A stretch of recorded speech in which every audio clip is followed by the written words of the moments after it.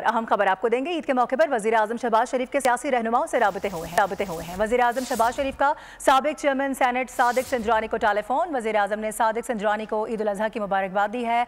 मजमूई और बलूचिस्तान की सियासी सूरत हाल पर खुसूसी तौर पर गुफ्तगू की गई है। आपको बता रहे हैं कि ईद के मौके पर वज़ीर आज़म शहबाज शरीफ की जानिब से मुख्तलिफ सियासी रहनुमाओं से टेलीफोनिक राबते किए जा रहे हैं।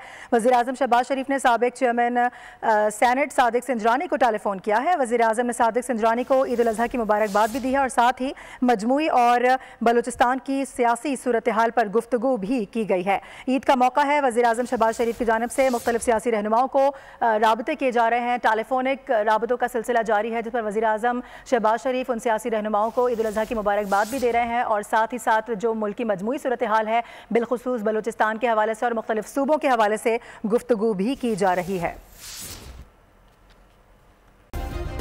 सब्सक्राइब करें और बेल दबाएं ताकि कोई खबर रह न जाए।